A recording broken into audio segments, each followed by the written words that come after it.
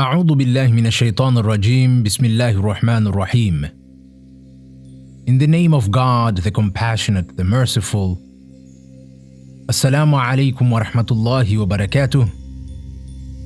This is Amini Suwedi, and you're listening to the Murid Talks podcast.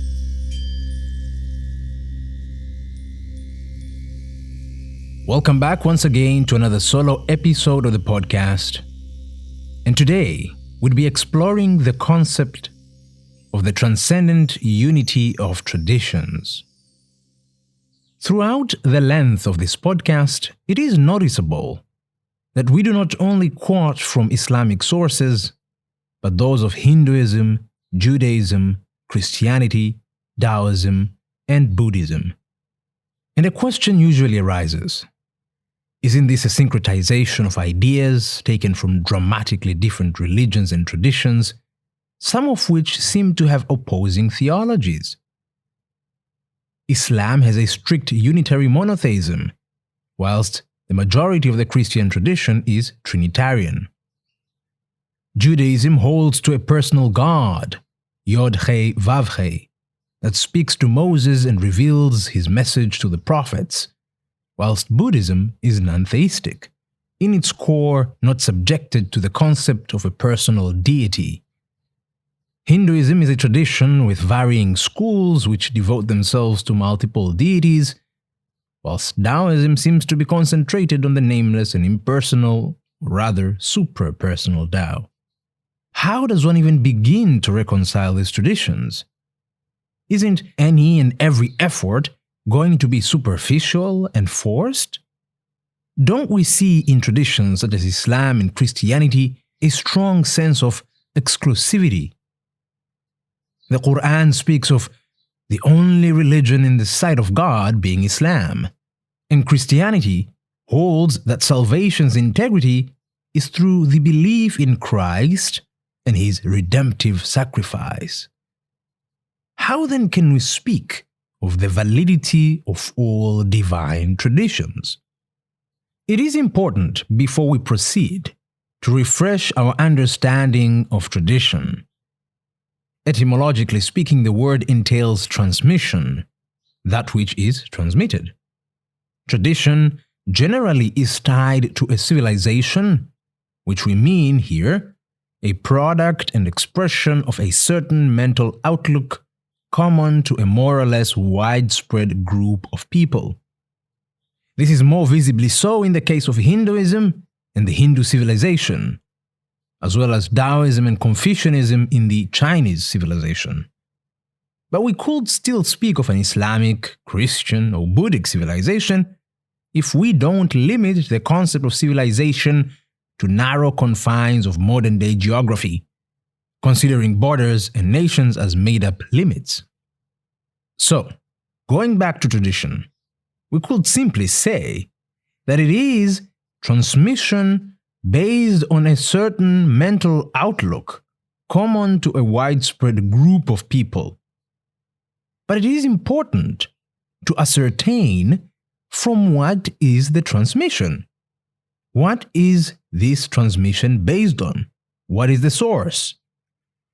In the unaltered state, a tradition is based on the intellectual order of things. And by intellect here, we mean the spirit, which is of a universal order.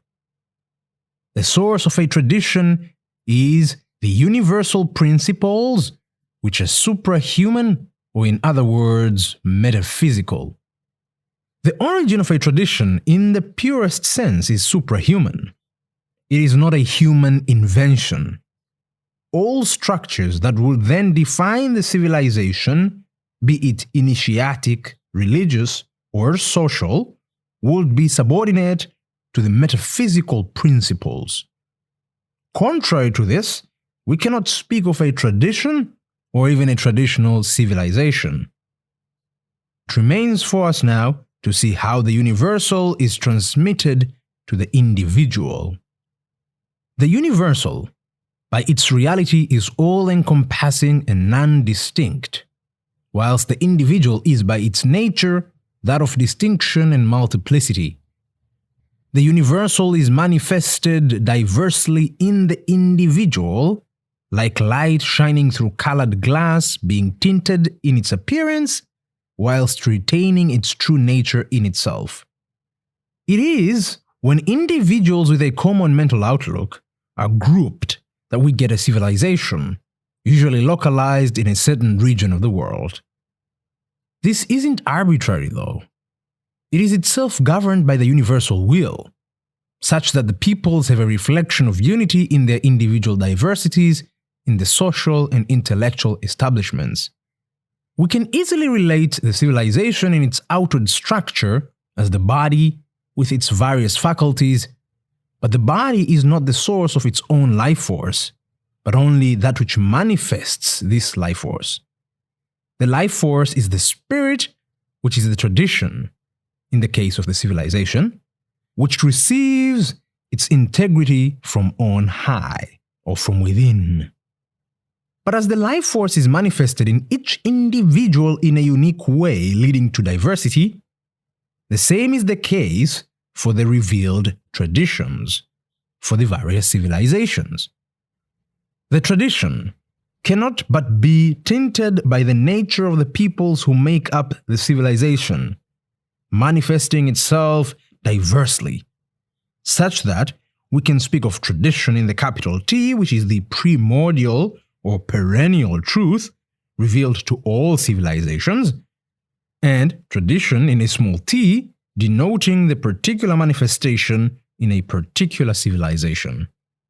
The universal order is that of hidden principles, al-batin, and it is expressed in outward forms, al-zahir, such that the various forms are symbols that act as supports for the realization of that which lies beyond or above them.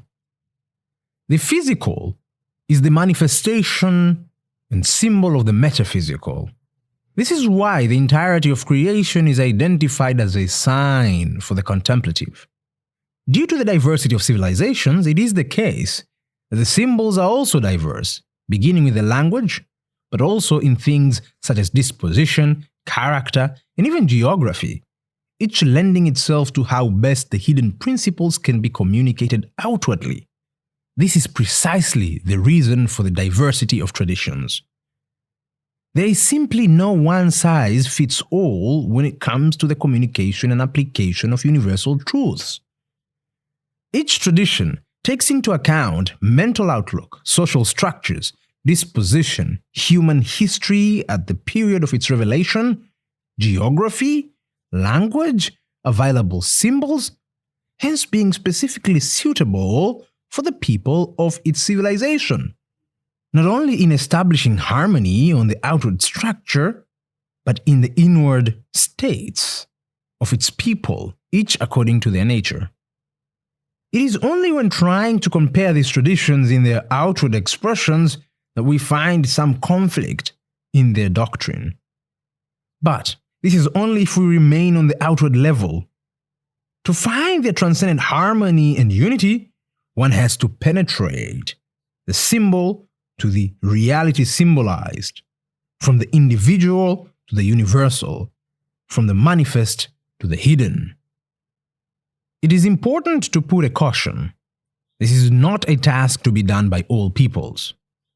Some should by their disposition stick to their tradition and its outward exclusivity, it being sufficient to live a fruitful life. But if this is so, one should not feel qualified to speak of the other traditions for lack of knowledge.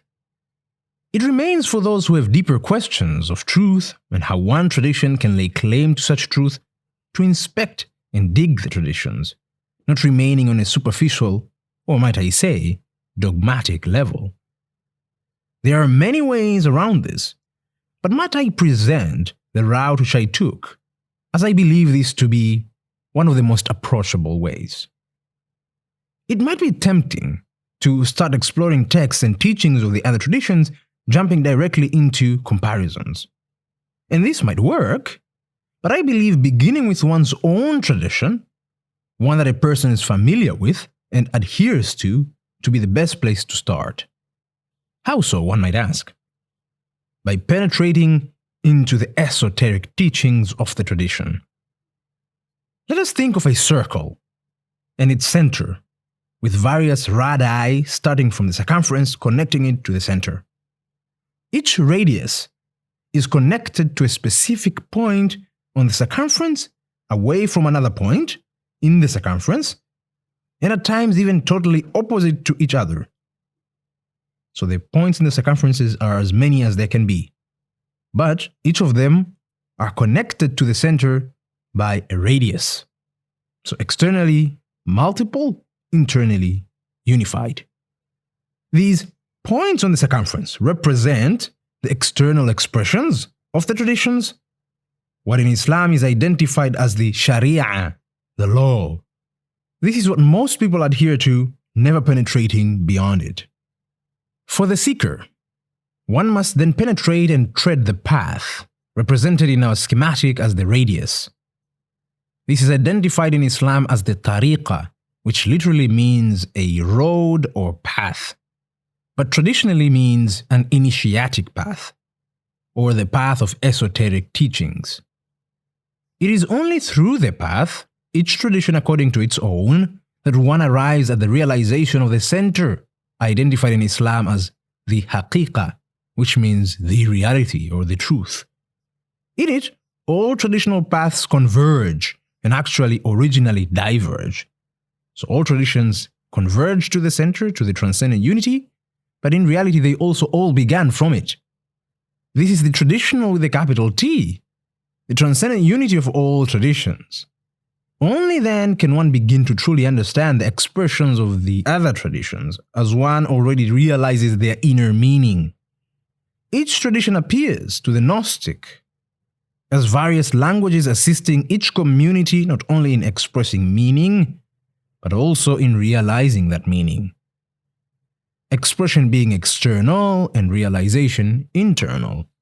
This is the path that I took, by first studying tasawwuf, and not by mere erudition, book reading, but by studying under the masters and receiving the teachings, which is the true essence of tradition. He is identified in the Islamic tradition as silsila, which literally means chain, connecting the seeker through the lineage of teachings back to the source. And mind you, the source here isn't the figurehead of the tradition, for example, Muhammad or Jesus or Buddha, but the suprahuman universal one. In summing up, it is also important to point that those who truly hold to the transcendent unity of traditions are opposed to syncretism, which entails the random adoption of elements of the various traditions, usually in a sentimental or aesthetic fashion, to constitute a practice or doctrine. Traditionalists uphold adhering to a tradition and following a path through to the center by the teachings and practice involved, but keeping one's mind open to the teachings and symbols of other traditions as valid expressions of the universal one. The aim isn't to be a Muslim, Christian, Hindu, Taoist, and Buddhist at once, but to be a true Muslim or Christian or Taoist or Hindu or Buddhist or Jew, penetrating into their inner teachings and practice, arriving at the common and universal center, the transcendent unity of all expressions. This is why each tradition identifies itself as the truth. Islam meaning peaceful submission, Christianity being the path of Christ or the Logos, the Word, Judaism through the Torah meaning the law, Hinduism, whose original name is Sanatana Dharma, meaning the eternal norm, Taoism meaning the way, or Buddhism, originally denoted as Buddha Dharma or Buddha Dhamma, meaning the law of the enlightened. Each of these claiming the truth, and as such being external forms of the one and unified truth. And so I pray that we are all blessed to follow the path and teachings of our traditions, penetrating into their meaning and realizing transcendent unity, Until next time, I bid you farewell and a lovely day. Assalamu alaikum wa rahmatullahi wa barakatuh.